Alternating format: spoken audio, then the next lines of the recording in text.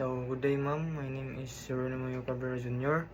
And today I will explain the firearm manufacturing and firearm identifications. So, start na.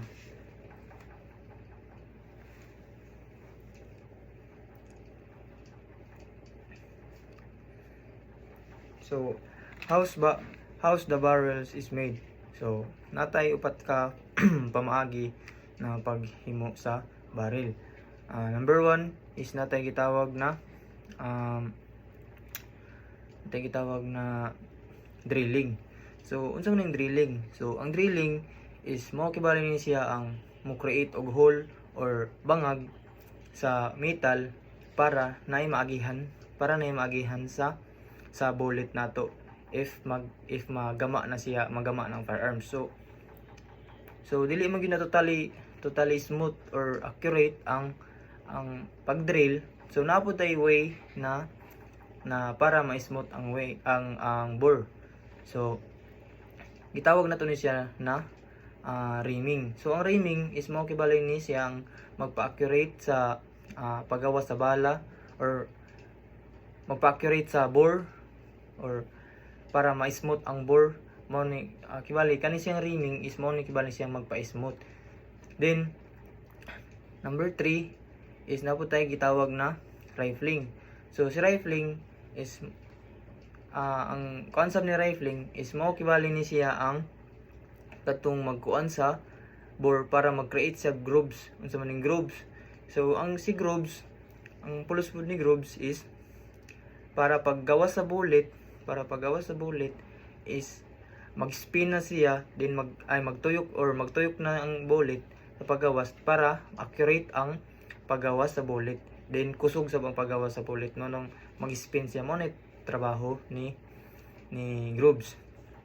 Then napoy 5 ka type sa rifling. So mao ni sila. Ang number 1 is natin kitawag na broach rifling, then button rifling, single point rifling, and scrape and wedge. So sa ikaupat sab na barrel is napod tay gitawag na lapping. So kaning lapping, if lapping ang imong barrel, dili na kamo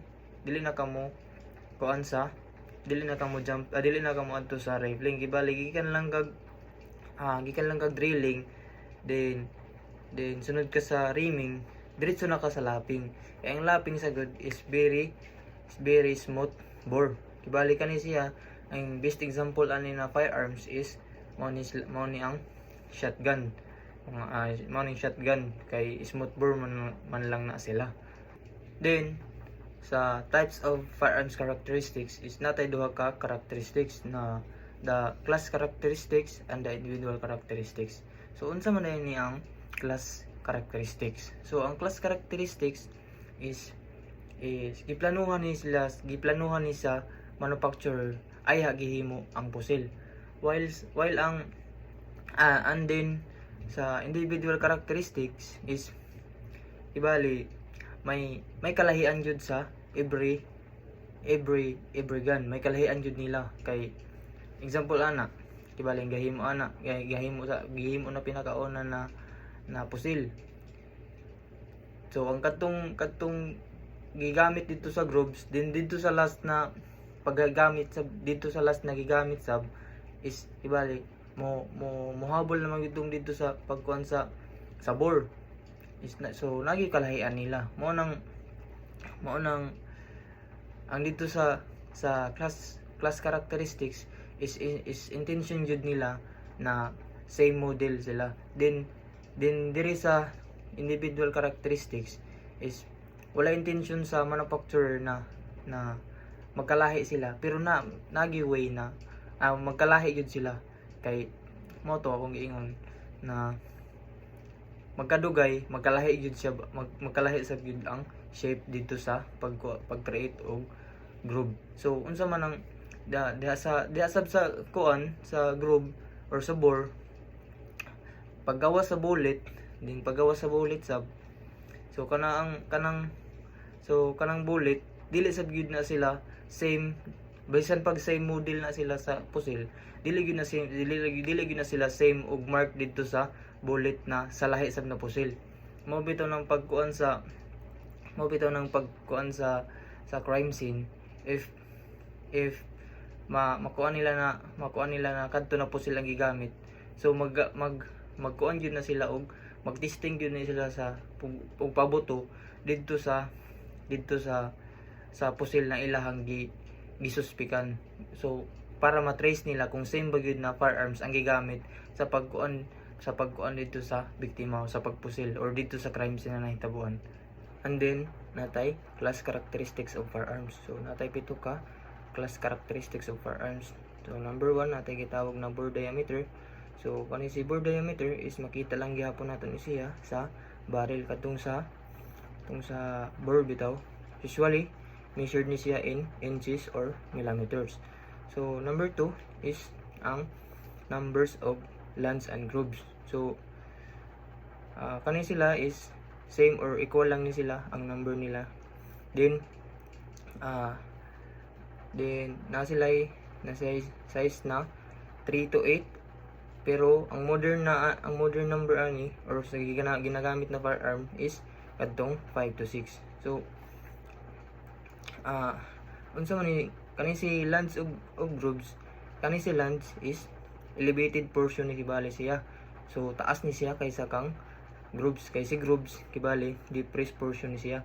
Kibali mao ni si lands and mao ni si grooves. Kibali ubos si grooves din taas si lands. Dito sa barrel, dito sa bore niya. And then napud tay gitawag na width of the lands. So kani magdepende lang pud ni sa bore diameter sa pusil kung unsa siya kalapad. Napud tay width of the grooves and direction of twist. Kaning direction of twist is pwede nimo siya ni i-twist pa left or pa right. So unsa may pulos ani niya? So ang pulos ani niya is makahatag ni siya pag twist sa bullet pag mugawas na ang bullet dito sa bore. Then makahatag sad ni og stability sa bullet pag moagi na ang bullet dito sa bore. Then napud tay gitawag na pitch of rifling. So unsa man yung pitch of rifling? So kaning si pitch of rifling is kibali ang sukod ni sa lands and grooves dito sa sulod sa barrel. Then napud tay gitawag og depth of grooves. So kaning depth of grooves sab is kung unsa katas-on ang lands, kung wala pa siya gituyok dito sa bore, mo sab ni kalalumon ang grooves. And then napud tay types of rifling. So natay 8 ka types of rifling. Number 1 is Steyr type, number 2 is Smith and Wesson type, then number 3 is Browning type, number 4 is Colt type, number 5 is Webley type. So number 6 is Army type, and number 7 is Carbine type, and number 8 is Winchester type. Then napud tay principles of identifications of bullets. So natay tulo ka walking ana. So number 1 is walay magkaparehas na bore or barrel kay naagid na sila kanya-kanya na shape or hulma. Then number 2 is kung magpabuto ka og pusil, ang pusil ana pag moagi na sa bore or barrel, pag moagi na didto nagyud nay lahi-lahi na shape or porma didto sa bullet. Kay balik pa ta sa number 1, walay magkaparehas na barrel. So diri sa number 2, if in case kung parehas na po silang igamit, so parehas yun og hulma ang bullet. Then number 3 is